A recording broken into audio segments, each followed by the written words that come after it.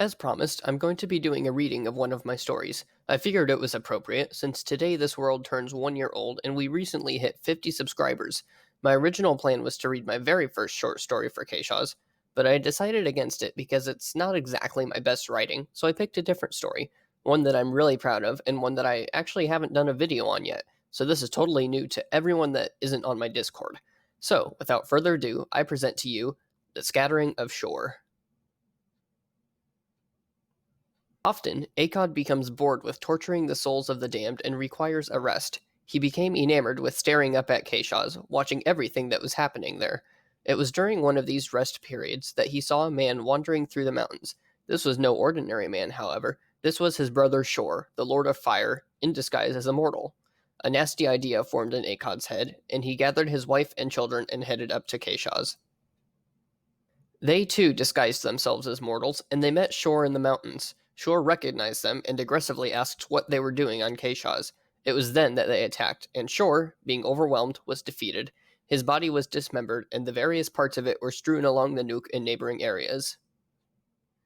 Mekhad, the wife of Shor, became worried several hours later when her husband did not return home, and she expressed her worry to the great Lord Yamashet. The two traveled down to the mountains on Keishaz where Shor was last known to be, and, after a long period of searching, they discovered a patch of mostly dried blood and found Shor's soul hovering over it. "My son," Yamashet exclaimed, "what has happened to you?"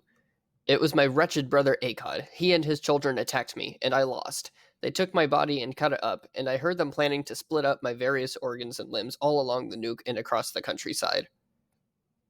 I will summon the Evrugudadu at once, and together we will locate your organs and limbs, and we will reconstitute you as you once were. You must simply be patient." Yamashet traveled back to Omet, leaving Mekod behind to keep her husband company while his soul fully escaped his blood. Yamashet summoned the Evrugudadu, the lords of the internal organs who preside over funerary rites. Yamashet spoke. "My grandsons, your uncle Shor has been killed. Do not fear, for we can resurrect him, and his spirit remains intact, but his body has been mutilated and strewn about the country. I will need you to aid me in locating all of his organs. Zebesh, you must find the heart. Imshur, you must find the brain. Kolmek, you must find the stomach. Uzu, you must find the bones. Akkad is not very clever, so I suspect Shor's bones are all together. Kamurashi and Berjid, I will help you in locating the remaining organs. Now, let us commence our quest." The gods went their separate ways, combing through the grasses of the plains and the waters of the Nuke, through the rocks of the mountains and the streets of the fine cities dotting the river.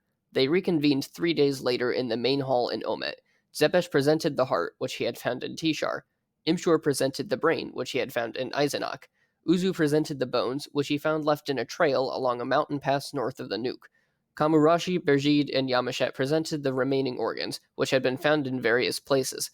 Interestingly, Shor's skin was left intact, hung on a tree branch in the same mountains Uzu found the bones. All of Shor's organs were accounted for and placed on a table, except for one, the stomach. Kolmek, when questioned, claimed he could not find the stomach anywhere in his searches, and he nearly smashed a mountain from frustration. The gods thought and realized there was one place where they hadn't looked. Yamashet and his entourage of grandchildren traveled down to Ubejesh, entering Akkad's palace unannounced and very furious.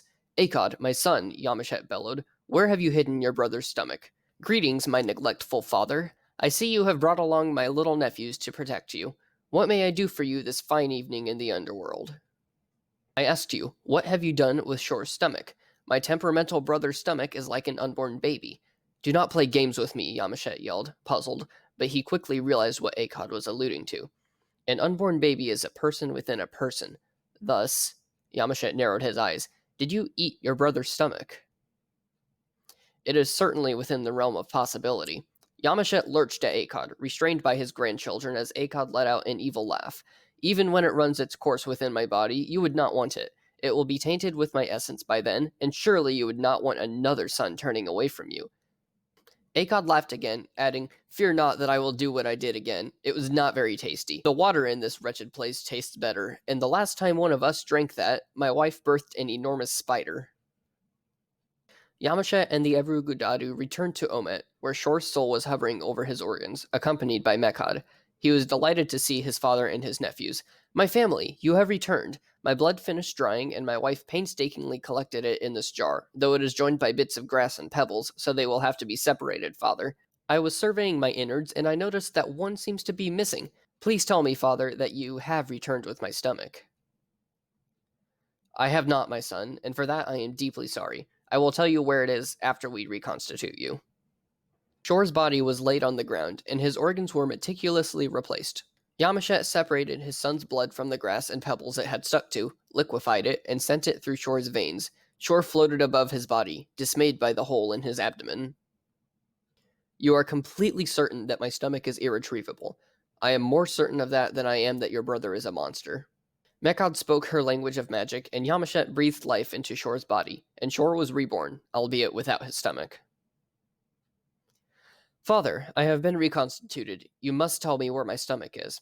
Well, my son, your stomach is.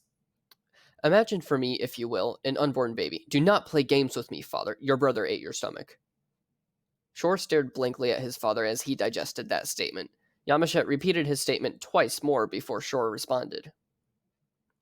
If I cannot eat, he shall not live, and Shor prepared to visit his brother. However, Yamashet stopped him. If he felt confident enough to attack you, he may be stronger than we think. We do not want to throw ourselves into conflict unprepared, and thus I advise you to rest and gather your strength. Our time will come, and his will end. I assure you of this. Shor did not unleash his wrath upon his brother that day, but he could not completely contain his vengeful nature, for often he will come down to Keshaz, spitting small amounts of his holy fire into the stomachs of unsuspecting mortals. This fire irritates the mortal body, forcing recently eaten food out of the body. Thus, whenever an ailment to the stomach occurs, it is the work of Shor, who has been reminded of his inability to eat, and has decided to release his anger on the mortals of Keshaz. Well, that's the whole story. This is one of my favorite examples of where I juxtapose humor and myth. A lot of the dialogue has a hint of sarcasm to it, and parts of the story are just hilariously absurd. And all this just to explain digestive issues? Anyway, I really hope you enjoyed this reading, and let me know if I did a decent job with it. See you all next time.